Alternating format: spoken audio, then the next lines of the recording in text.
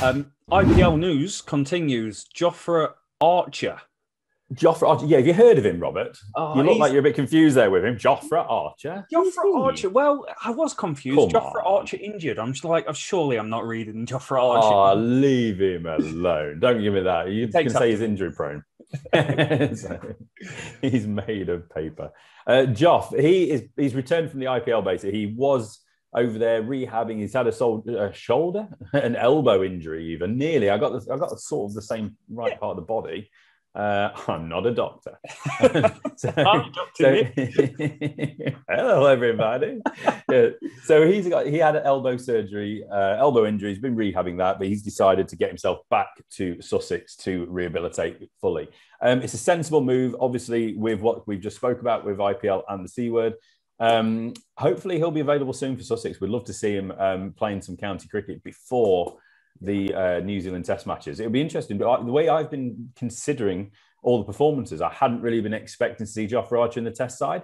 Yeah. So that does, suddenly an Ollie Robinson or an Ollie Stokes or somebody Stones. Ollie Stone. Yeah. Ollie Stones. Yeah. I want Ben Stokes back.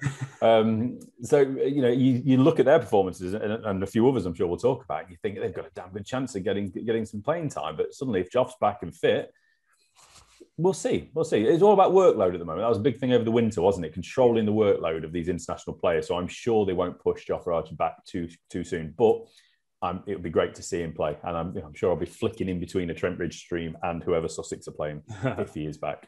It feels like Jofra Archer has, and again, we don't know, you speculate, but this elbow injury is causing him significant issues for, it feels, several years now. Forget about the whole drop in the fish tank thing and cut in his hand. His elbow is the thing that's seriously causing him the problem. The other one's just, again, taking after me and doing something dumb and getting injured. But it feels like there's probably a surgery and timeout that he does need to take. And it feels like they're just trying to get him through maybe the World Cup, maybe the Ashes. And they're trying to control it to a point where they go, now is the right time to take time out. Because if you're a player, you don't want to miss all that. That's what you play for. Yeah, he is key for the back end of this year, isn't he? Like you said, for the World Cup and then the Ashes down under. New Zealand Test match would be great to see him. India are coming over later in the summer for, I believe, a 5 Test match series. Yeah, if not, it's certainly 4. I think it's 5 though, and so they'll want him to be involved in all in that. But if you rank it, I'd say the New Zealand Test matches are the least of their priorities, even though New Zealand are arguably the best Test match side in the world at the moment. Arguably, very, very. It'll be an argument that will be settled soon at Lords. So that's going to be something to. I feel like we're going down like the medical centre. It's like we've got a St John's ambulance on the podcast, and we're just pulling out international cricketer after international cricketer. And we spoke last week about Dom Sibley going down, mate. Spin the injury wheel.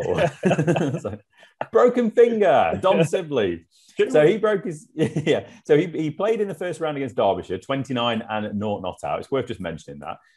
Against Notts, though, he didn't have a chance to bat in either innings because he broke a finger, I believe, dropping a catch. Ben Stokes catches when he breaks fingers.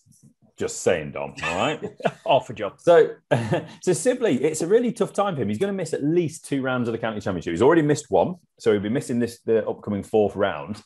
If he misses another, he's getting really, really tight and really close, isn't he, to, again, the New Zealand squad selection. So over the winter, Sri Lanka top scorer, he had a one half century in 4 innings of 56 not out. Against India, he had an 87 and then 16, 16, 3, 0, 7, 2 and 3. It's not a phone number.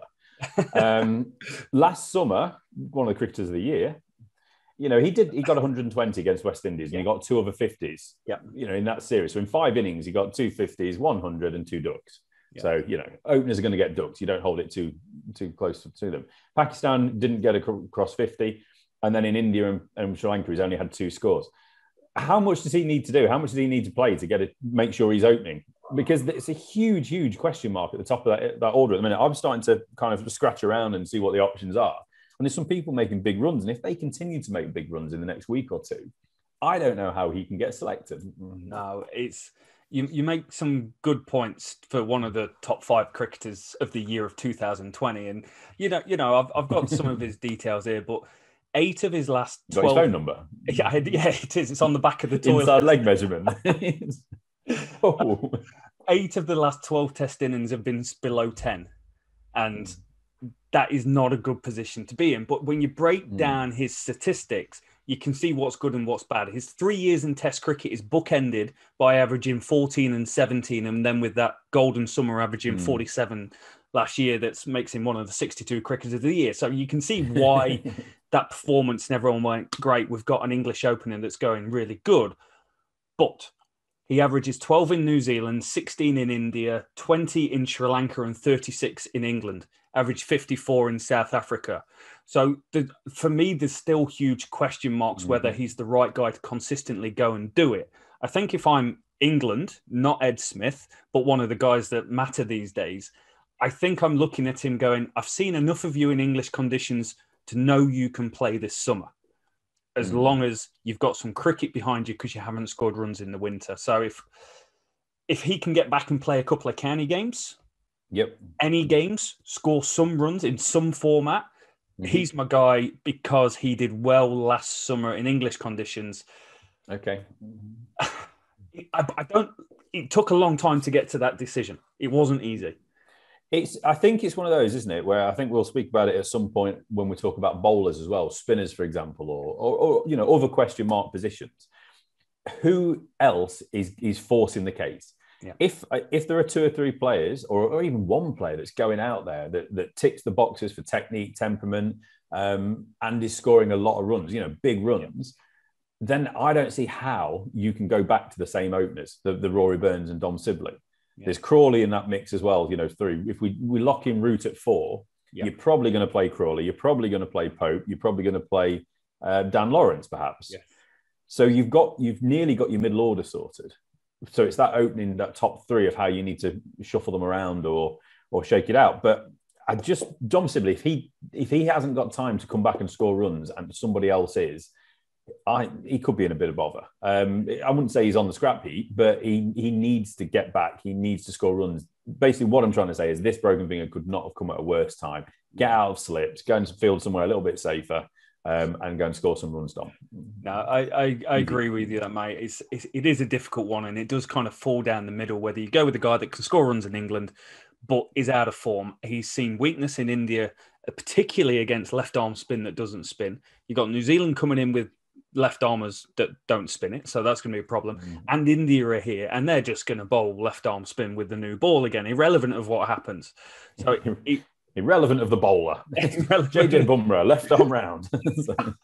What's Kohli doing? Tweaking it. It is going to be interesting. We'll get into the county cricket roundup of what's going on and who's hot, who's not, and stuff like that. But there are some players that potentially may be knocking on his door. So Dom Sibley, it does feel a little bit like watch your back.